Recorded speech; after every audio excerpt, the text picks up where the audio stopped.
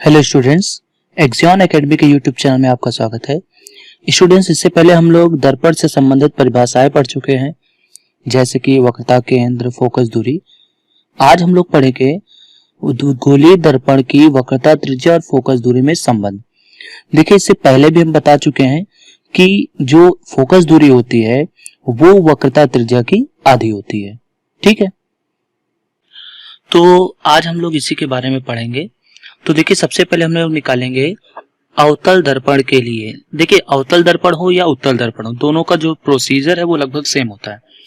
तो देखिए, सबसे पहले क्या किया, यहाँ पे आप फिगर देख सकते हैं। यहाँ पे हमने मान लिया कि ये एक मिरर है M1 M2 और ये इसकी मुख्य अक्ष है। अब मान लिया कि एक प्रकाश की किरण यहां से इधर आती है QA और A बिंदु से टकरा करके इस दिशा में चली जाती है। तो देखिए, जब हम इसे नॉर्मल ड्रॉ करेंगे, यानी अभिलंब यहां से ये खींचेंगे, तो ये वाला बनेगा आपतन कोण और ये वाला बनेगा परावर्तन कोण। ठीक है, तो अब देखिए, यहाँ पे ये सब चीजें मान ली गई। क्या मान लिया गया कि माना M1 M2 एक अवतल दर्पण है जिसका ध्रुव P है, मुख्य फोकस F, वक्रता केंद्र C है। मुख्य अक्ष के समांतर आने वाले प्रकाश की किरण QA बिंदु दर्पण के बिंदु A से परावर्तित होकर F से होकर पास होती है। तो ये सब चीजें हम लोग शुरुआत में मान लेते हैं। अब देखिए, परावर्तन के नियम में क्या बताया गया कि आपतन कोण परावर्तन कोण के बराबर होता है। तो यानी ये जो एंगल I होगा ये एंगल R के इक्वल होगा। तो ये यहाँ पे दिया हुआ है ACF। तो देखिए, यहाँ पे पहले QAC और CAF ये दोनों क्या होंगे, इक्वल होंगे। ठीक है, अब ध्यान से समझिएगा, यहाँ पे ये दोनों एंगल इक्वल हो गए, लेकिन अगर देखा जाए तो ये वाला एंगल और ये वाला एंगल भी इक्वल होगा। क्यों? क्योंकि ये दोनों समांतर हैं। तो उस हिसाब से ये वाला जो एंगल बनता है ये एकांतर कोण बनता है, अल्टरनेट एंगल बनता है। तो यानी एंगल I ये अगर है तो एंगल I ये भी होगा। अब देखिए, अगर यहाँ पे पहले ही प्रूव कर दिया गया है कि angle I equal to angle R, तो देखिए ये भी I है। तो किसी त्रिभुज में अगर दो कोण बराबर हो तो उनके अपोजिट साइड भी इक्वल होते हैं, या हम कहें दो भुजाएं बराबर हैं तो उनके सम्मुख कोण भी बराबर होते हैं। तो इसका उल्टा भी कह सकते हैं कि अगर दो कोण बराबर हैं तो उनके सम्मुख भुजाएं भी बराबर होंगी। इसका मतलब इसके सामने ये वाली साइड और इसके सामने ये वाली साइड ये दोनों इक्वल हो जाएंगी। तो कहने का मतलब ये हुआ कि यहाँ फिर जो AF होगा ये किसके इक्वल होगा, ये होगा CF के इक्वल। ठीक है, यानी ये जो CF है ये इस AF के इक्वल होगा। क्यों? क्योंकि I और R बराबर है। तो यहां से हमें ये बात समझ में आ गई कि AF इक्वल टू FC। ठीक है, ये दोनों भुजाएं बराबर हो गई। अब देखिए करना क्या होता है, समझिए। अगर ये P पॉइंट, बात ध्यान से समझिएगा, अगर ये A पॉइंट P पॉइंट के बहुत नजदीक हो तो उस केस में ये दोनों भी बराबर हो जाते हैं, क्योंकि जैसे जैसे ये इधर इसके पास आएगा वैसे वैसे ये वाली साइड और ये वाली साइड बराबर होने लगेगी। ठीक है, तो अभी देखो हमने प्रूफ किया कि CF इक्वल टू AF, और अभी हमने कहा कि अगर A पॉइंट P पॉइंट के बहुत नजदीक हो तो हम ये कह सकते हैं कि AF जो है वो FP के बराबर होगा या PF के बराबर होगा, यानी ये दोनों भी इक्वल हो जाएंगे। अब ये इसके इक्वल है, ये इसके इक्वल है, तो यानी ये दोनों भी आपस में क्या हो जाएंगे, इक्वल हो जाएंगे। ठीक है, तो ये देखिए यहाँ पे लिखा हुआ है कि दर्पण का द्वारक बहुत छोटा हो तो बिंदु A ध्रुव P के बहुत पास होगा और AF बराबर PF हो जाएगा। अब बस देखिए, अब ध्यान समझिए, यहाँ पे ये जो पूरी डिस्टेंस होती है, यानी ये जो पूरी डिस्टेंस CP होती है इसको बोला जाता है R, और ये जो FP होती है इसको बोला जाता है F। तो जब ये दोनों बराबर हो गए तो हम ये कह सकते हैं कि जो CP है, CP ये 2 टाइम्स FP हो जाएगा, 2 टाइम्स FP। अब CP का मतलब क्या होता है, तो CP का मतलब है R, और FP का मतलब क्या है, तो FP का मतलब है F। तो यानी हम ये कह सकते हैं कि R equal to 2F। Clear? तो यहां से आ जाएगा F equal to R equal to 2F या F equal to R by 2। अच्छा, अब ऐसे ही हम लोग उत्तल दर्पण के लिए प्रूव कर सकते हैं। शुरुआत में वही चीजें मान ली जाएंगी। यहां भी अगर आप देखेंगे, ध्यान समझिए, इसको भी हम रफली समझा दे रहे हैं। यहां से ये प्रकाश की किरण आ रही है। अब देखिए यहाँ पे पीछे साइड पॉलिश है तो उधर लाइट नहीं जाएगी, ये परावर्तित होके इस साइड जाएगी और ये फोकस से जाती हुई लगेगी, ना कि जाएगी। ठीक है, अब देखिए ये एंगल आर है तो ये वाला भी एंगल आर होगा, और ये एंगल आई है तो ये भी एंगल आई होगा, क्योंकि यहाँ पे संगत कोण बन रहा है। क्यों? क्योंकि देखो ये दोनों पैरेलल हैं, तो ये जो लाइन इसको तिर्यक रेखा कट करेगी तो ये वाला एंगल और ये वाला एंगल क्या बनेंगे? संगत कोण। तो यहां से समझ में आया कि ये एंगल होगा आई और ये एंगल आर, क्योंकि सम्मुख कोण बराबर होते हैं। ठीक है, अब देखिए यहाँ पे इसका मतलब ये हुआ कि जब ये दोनों कोण बराबर हैं तो इसका मतलब ये दोनों साइड भी बराबर होंगे, तो बिल्कुल एज इट इज हम इसके लिए भी प्रूव कर देंगे। आई होप आपको समझ में आ गया होगा, कोई ज्यादा कोई टफ नहीं है। ठीक है, तो इसमें भी आंसर वही आएगा, चाहे उत्तल दर्पण हो या अवतल दर्पण हो। अब देखिए हम लोग पढ़ेंगे प्रतिबिंब के बारे में। ये प्रतिबिंब क्या होता है? तो दो या दो से अधिक प्रकाश की किरणें वस्तु के किसी बिंदु से चलकर दर्पण से परावर्तन या लेंस से अपवर्तन के पश्चात जिस बिंदु पर जाकर मिलती हैं या मिलती हुई प्रतीत होती हैं उसे वस्तु का प्रतिबिंब कहते हैं। ठीक है, देखिए यहाँ पे दो वर्ड हैं, जाकर मिलती हैं या मिलती हुई प्रतीत होती हैं। तो जब दो वर्ड यहाँ पे हैं तो उस हिसाब से ये दो प्रकार के होते हैं। अगर जाकर मिलती है मतलब रियल में इंटरसेक्ट करती हैं तो वहां पे वास्तविक प्रतिबिंब बनेगा, और अगर मिलती हुई लग रही हैं तो वहां पे आभासी प्रतिबिंब बनेगा। ठीक है, आई होप आपको समझ में आ गया होगा। तो दो प्रकार के हो गए, कौन सा? वास्तविक प्रतिबिंब और आभासी प्रतिबिंब। ठीक है, यदि किसी बिंदु वस्तु से चलने वाली प्रकाश की किरणें परावर्तन या अपवर्तन के पश्चात वास्तव में मिलती हैं उसे उस बिंदु का वास्तविक प्रतिबिंब कहते हैं। ठीक है, अवतल दर्पण तथा उत्तल लेंस में प्रायः वास्तविक प्रतिबिंब ही बनता है। ठीक है, ये जो स्टेटमेंट है वो भी आपको याद रखना है कि अवतल दर्पण तथा उत्तल लेंस में प्रायः, देखिए वर्ड यहां लिखा हुआ है प्रायः, हमेशा नहीं, लेकिन प्रायः जो बनता है वो वास्तविक प्रतिबिंब बनता है। एक कंडीशन ऐसी होती है जिसमें आभासी बनता है। ठीक है, और हाँ, वास्तविक प्रतिबिंब सदैव वस्तु के सापेक्ष उल्टे होते हैं। ये भी इस सेंटेंस आपको हमेशा के लिए दिमाग में रख लेना है कि अगर प्रतिबिंब उल्टा है, ठीक है, अगर प्रतिबिंब उल्टा है तो निश्चित रूप से वो प्रतिबिंब वास्तविक है, और अगर प्रतिबिंब सीधा है तो फिर वो वस्तु का जो प्रतिबिंब है वो आभासी है। ये बात आपको दिमाग में रख लेने बहुत जगह काम आएगी। सीधा बन रहा है तो आभासी, उल्टा बन रहा है तो वास्तविक। जैसे हमारे आंख में जो प्रतिबिंब बनता है वो भी वास्तविक होता है, इसलिए वो उल्टा होता है। तो आई होप आपको ये आभासी प्रतिबिंब भी आप ऐसे समझ सकते हैं। अच्छा, इंपॉर्टेंट बात क्या है? आभासी प्रतिबिंब को पर्दे पर प्राप्त नहीं किया जा सकता। ठीक है, आभासी प्रतिबिंब को पर्दे पर प्राप्त नहीं किया जा सकता और वास्तविक प्रतिबिंब को पर्दे पर प्राप्त किया जा सकता है। ये स्टेटमेंट कब काम आता है? तो ये स्टेटमेंट काम आता है जब हम न्यूमेरिकल्स को सॉल्व करते हैं। वहां पे वो कहते हैं कि किसी वस्तु के प्रतिबिंब को 10 सेंटीमीटर या जो भी डिस्टेंस है, इस डिस्टेंस पे रखे पर्दे पर प्राप्त किया जाता है। तो इसका मतलब ये हुआ, अगर पर्दे पर प्राप्त किया जा रहा है तो इसका मतलब ये हुआ कि वो वास्तविक प्रतिबिंब है, ना कि आभासी प्रतिबिंब। ठीक है, इतनी बात आपको समझ में आ जानी चाहिए। तो चलिए अब आगे पढ़ते हैं। तो अगला है गोलीय दर्पणों द्वारा प्रतिबिंब का निर्माण। देखिए, प्रतिबिंब के निर्माण के लिए चाहे वो दर्पण हो या लेंस हो, उसके टोटल 3 नियम ही हैं। वो 3 नियम आपको अच्छे से समझ लेने हैं। पहला नियम क्या है वो समझते हैं। अगर मान लिया जैसे कोई दर्पण है, ठीक है, ये हमने मान लिया कि ये उत्तल दर्पण है और ये मुख्य अक्ष है। ठीक है, तो इसके 3 नियम क्या है समझिएगा। ये हमने मान लिया ये हमने मान लिया C है और ये हमने मान लिया F है।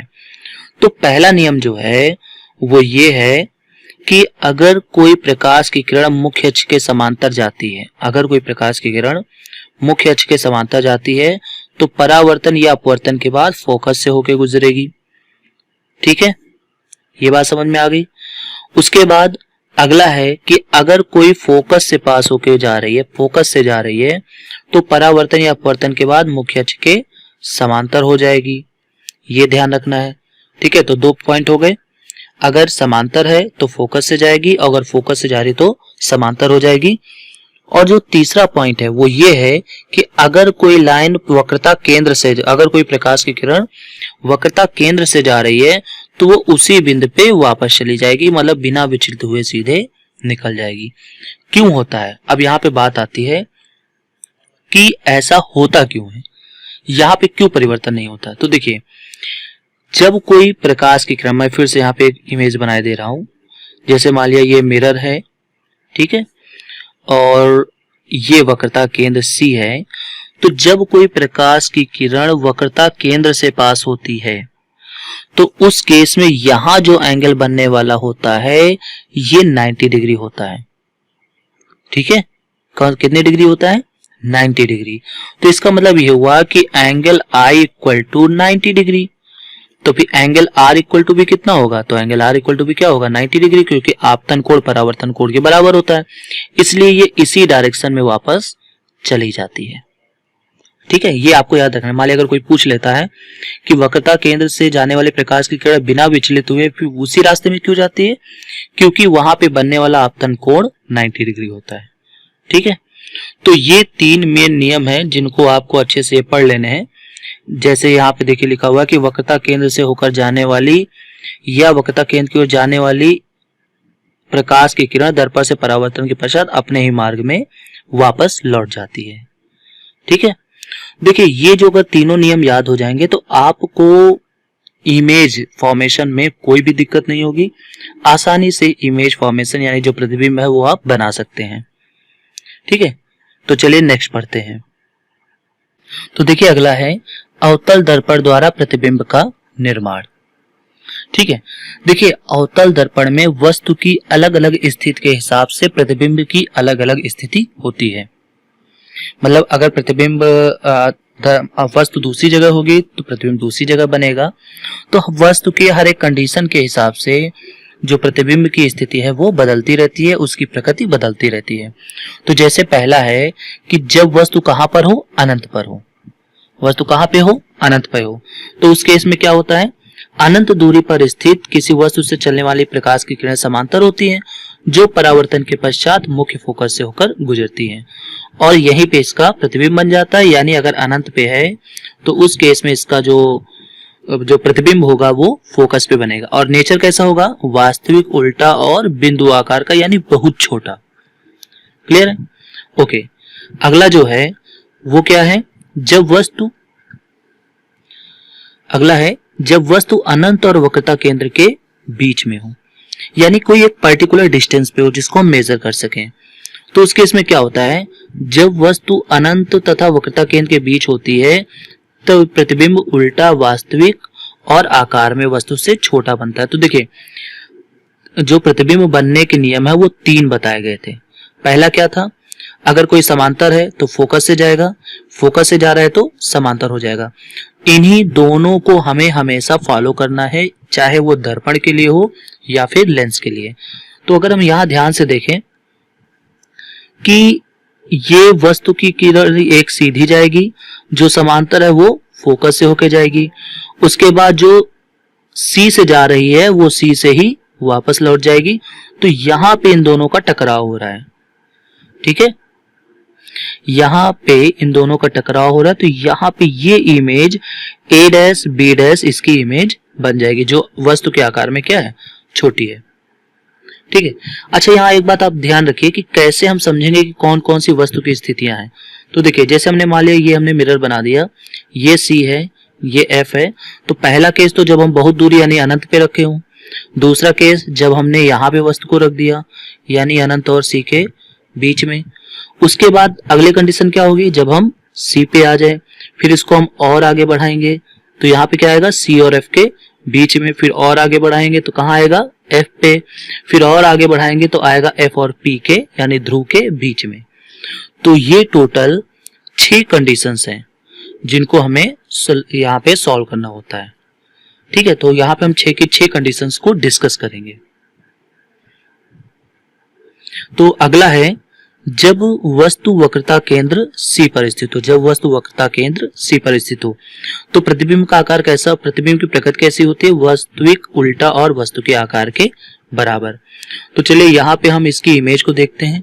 देखिए यहाँ पे देखिए C पे वस्तु रखी हुई है, एक लाइन सीधे जाएगी यानी पैरेलल, जो पैरेलल जाती है वो फोकस से जाएगी और जो फोकस से जा रही है वो पैरेलल हो जाएगी, और यहाँ पे ये दोनों परावर्तित किरणें टकरा रही हैं तो ये इसकी इमेज बन जाती है। ठीक है, आपको हर एक कंडीशन पे केवल वही 3 रूल फॉलो करने हैं। समांतर है तो फोकस से है तो समांतर, C से है तो उसी दिशा में। ठीक है, अच्छा अब हम क्या करेंगे, इसको थोड़ा सा और आगे बढ़ाएंगे। यानी अगला जो हमारा कंडीशन होगा वो होगा जब वस्तु वक्रता केंद्र तथा फोकस के बीच में हो। तो देखिए यहाँ पे ये वस्तु है, अब ऐसे ही एक प्रकाश की किरण सीधे जाएगी जो F से होके जाएगी, उसके बाद एक F से जाएगी जो समांतर हो जाएगी, और यहाँ पे दोनों टकरा रहे हैं तो यहीं पे इसकी इमेज बन जाएगी। अगर हम नेचर की बात करें तो देखो साफ साफ दिख रहा है, ये वस्तु ऊपर की तरफ है और ये वस्तु प्रतिबिंब जो है वो नीचे की तरफ है। इसका मतलब प्रतिबिंब क्या है, उल्टा है। अच्छा, वास्तविक रूप से ये परावर्तित किरणें टकरा रही हैं इसलिए क्या है, वास्तविक है। और साफ साफ दिख रहा है यहाँ पे, अगर आप आकार की बात करें तो देखिए इसका आकार और इसका आकार बड़ा है, तो यानी आकार में वस्तु से बड़ा होगा। क्लियर है, बस वही 3 कंडीशंस है, आपको कोई भी इमेज याद रखने की जरूरत नहीं है। अगला कौन सा है, तो अगला है जब वस्तु फोकस F पर स्थित हो तब क्या होगा, जब वस्तु फोकस F पर स्थित होती है तो प्रतिबिंब अनंत दूरी पर बनता है। देखिए जैसे यहाँ पे F है तो वैसे ही एक सीधे समांतर जाएगी जो फोकस से होके जाएगी, उसके बाद एक C से जाती हुई लगेगी और ये इस हिसाब से निकल जाएगी। तो देखिए ये दोनों प्रकाश की किरणें क्या है, समांतर है, और समांतर प्रकाश की किरणें कहाँ एक दूसरे को काटती हैं, अनंत पे। ठीक है, तो यानी इसलिए प्रतिबिंब कहाँ बनता है, अनंत पे बनता है, वास्तविक बनेगा, उल्टा बनेगा और वस्तु से बहुत बड़ा बनेगा। देखिए जब इस कंडीशन की हम लोग रे डायग्राम बनाते हैं यानी किरण आरेख बनाते हैं तो वहां पे ये चीज बहुत ज्यादा ध्यान रखने वाली होती है कि ये दोनों जो किरणें हैं वो समांतर होनी चाहिए। ठीक है, समांतर होनी चाहिए तभी वो सही माना जाएगा। अच्छा, इसके पहले वाली जो कंडीशन थी जब वस्तु C पर थी, वहां पर इमेज बनाते समय बहुत ध्यान रखने की जरूरत है, क्योंकि इस केस में जो वस्तु है और जो प्रतिबिंब है दोनों का आकार बराबर होता है, दोनों की स्थिति C पर ही होती है। मतलब ऐसा अगर होगा कि C के थोड़ा इधर भी प्रतिबिंब पहुंच गया या थोड़ा इधर पहुंच गया तो वो गलत माना जाएगा। इसलिए यहाँ पे बहुत ज्यादा ध्यान देने की जरूरत है। एक ट्रिक आपके लिए ये है कि आप वस्तु और इमेज यानी वस्तु और प्रतिबिंब दोनों पहले ही एक साथ बना लें, इससे आपकी ये जो गलती है वो कम होने के चांसेस होते हैं। अगला और मोस्ट इंपॉर्टेंट, ये देखिए अभी तक जितने भी प्रतिबिंब बन रहे थे सब वास्तविक बन रहे थे, लेकिन ये एकमात्र ऐसी कंडीशन है जिसमें बनने वाला प्रतिबिंब वास्तविक नहीं आभासी होता है, उल्टा नहीं सीधा होता है। ठीक है, तो कभी कभी पेपर में पूछा जाता है कि किस स्थिति में अवतल दर्पण द्वारा बना प्रतिबिंब आभासी और सीधा होता है, तो हम कहेंगे कि जब वस्तु F और P के बीच में हो। ठीक है, F और P के बीच में। तो देखिए यहां भी वही रूल फॉलो होगा, एक समांतर वो F से जाएगी और एक C से जाती हुई लगेगी। तो देखिए यहाँ पे ये इन दोनों के बीच की डिस्टेंस लगातार बढ़ती जा रही है, यानी ये इधर तो कट नहीं कर सकते, इधर की तरफ कट नहीं कर सकते। जब इनको हम डॉटेड पीछे बढ़ाएंगे तो उस केस में यहाँ पे देखिए ये कट करते हुए लग रहे हैं, वास्तव में नहीं कट कर रहे हैं, वास्तव में तो प्रकाश की किरण इधर जा रही है, यहाँ पे कट करते हुए लग रहे हैं, इसलिए यहाँ पर लग रहे हैं, इसलिए यहाँ पे जो प्रतिबिंब है वो कैसा है, आभासी है। ठीक है, समझ में आ गया आपको। और हाँ, इसी प्रॉपर्टी की वजह से, ड्यू टू दिस प्रॉपर्टी, इसी गुण के कारण जो सैलून की दुकान होती है, बार्बर की दुकान होती है, वहां पे इसी दर्पण का प्रयोग किया जाता है। ठीक है, ओके, तो आई होप आपको ये पूरी कंडीशन समझ में आ गई होंगी। अब हम लोगों ने कौन सा पढ़ा, अवतल दर्पण का। अब हम लोग कौन सा पढ़ेंगे, उत्तल दर्पण के लिए। और देखिए ये छोटा सा आपको थोड़ा सा हम जूम इन किए दे रहे हैं यहाँ पे। थोड़ा सा और हम इसको जूम आउट किए दे रहे। हाँ, तो देखिए इसका आप स्क्रीनशॉट ले लीजिए। यहाँ पे एक ही टेबल में सभी कंडीशंस को सेटिस्फाइड किया गया है। वस्तु अनंत पर है तो प्रतिबिंब की स्थिति फोकस, वस्तु का आकार बहुत छोटा, वास्तविक और उल्टा। तो यहाँ से आप यहाँ तक देखेंगे तो सब में वास्तविक उल्टा, वास्तविक उल्टा, वास्तविक उल्टा, वास्तविक उल्टा और वास्तविक उल्टा, है ना। आकार की बात करें तो ये भी इंक्रीजिंग ऑर्डर में होगा, यानी बढ़ते हुए क्रम में होगा। कैसे? बहुत छोटा, छोटा, बराबर, बड़ा, बहुत बड़ा। ठीक है, तो ये इस हिसाब से इनको याद करने में कोई दिक्कत नहीं होगी। आपको बस एक लय से इसको याद करना है। बहुत छोटा, छोटा, समान, बड़ा, बहुत बड़ा। ठीक, और अच्छा इनके गुण की बात करें तो सब में सेम है, वास्तविक और उल्टा। क्लियर? केवल लास्ट कंडीशन ऐसी है, ये वाली कंडीशन ऐसी है जिसको आपको थोड़ा सा याद करना है ना। अच्छा, प्रतिबिंब की स्थिति की बात करें तो प्रतिबिंब की स्थिति के लिए भी हम आपको एक शॉर्ट ट्रिक बता रहे हैं, उससे आपको ये बिल्कुल अच्छे से समझ में आ जाएगा। मान लिया जैसे ये मिरर है और ये C है, ये F है, तो जैसे जैसे ऑब्जेक्ट को हम इधर लाएंगे वैसे वैसे इमेज को हम इधर लेके जाएंगे, यानी प्रतिबिंब को इधर लेके जाएंगे। तो हम यहाँ अनंत से शुरुआत करते हैं और यहाँ हम F से शुरुआत करते हैं। तो जैसे अनंत पे है तो F पे, थोड़ा सा आगे आ गए यानी अनंत और C के बीच में सेकंड नंबर, तो ये भी थोड़ा आगे बढ़ जाएगा यानी यहाँ पे आ जाएगा F और C के बीच में। फिर जब ये C पे पहुंच जाएगा यहाँ पर तो ये भी यहाँ पे पहुंच जाएगा। फिर ये आगे थोड़ा बढ़ेगा तो ये पीछे बढ़ेगा, ये F पे आ जाएगा तो ये अनंत पे पहुंच जाएगा। तो ये जो शुरुआत की 5 कंडीशंस हैं, इनको याद करने के लिए जरा सा भी कोई मेहनत करने की जरूरत नहीं, बस आप थोड़ा सा समझ लेंगे तो ये चीजें बिल्कुल समझ में आ जाएंगी। तो इसका आप स्क्रीनशॉट ले लीजिए ताकि आपको एक ही स्टेप में पूरी चीजें समझ में आ जाए। तो चलिए अब हम लोग पढ़ते हैं उत्तल लेंस के बारे में। अब देखिए यहाँ पे पहले अवतल दर्पण के उपयोग, ये भी पूछा जाता है कि अवतल दर्पण के उपयोग बताइए।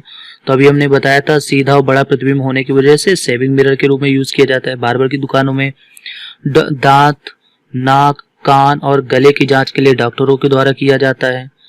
ठीक है, उसके बाद यहाँ पे अवतल दर्पण का उपयोग torch, Searchlight, motor car, railway engine में प्रकाश की शक्तिशाली किरण पुंज प्राप्त करने के लिए किया जाता है। मतलब आप देखते होंगे कि ये टॉर्च ऐसे होता है और यहाँ पे बल्ब लगा होता है, तो यहाँ से जो भी प्रकाश होता है वो परावर्तित होके इस हिसाब से एक पैरेलल बीम बन जाती है और इससे ही ज्यादा दूर तक प्रकाश पहुंचता है। उसके बाद अवतल दर्पण का उपयोग परावर्तक दूरदर्शी में अभिदृश्यक के रूप में भी किया जाता है। देखिए दूरदर्शी अभी आपके हाई स्कूल में नहीं है, 12th में है, तो वहां पे एक प्रकार होता है परावर्ती दूरदर्शी, तो वहां पे भी इसका हम यूज करते हैं। ठीक है, अब देखिए अगला जो है वो अवतल दर्पण द्वारा प्रतिबिंब बनना।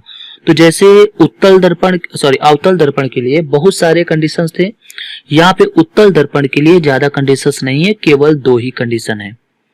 वहां पे वस्तु की स्थिति के हिसाब से प्रतिबिंब की स्थिति, उसकी प्रकृति अलग अलग होती थी।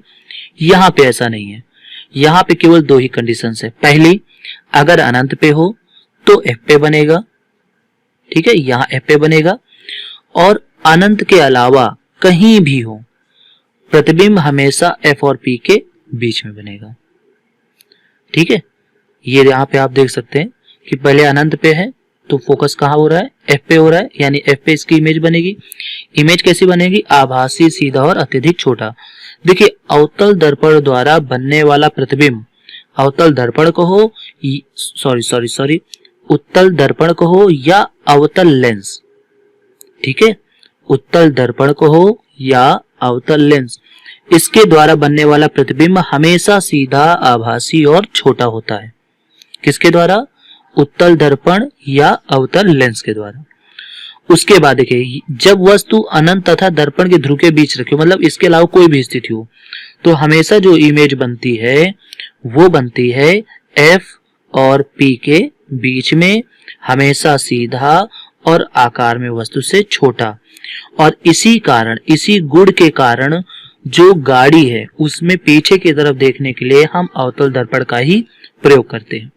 आप देखते होंगे कि उस मिरर में पूरा का पूरा ट्रक आ जाता है। तो देखिए ट्रक कितना बड़ा होता है लेकिन उसका साइज कितना छोटा होता है वहां पे।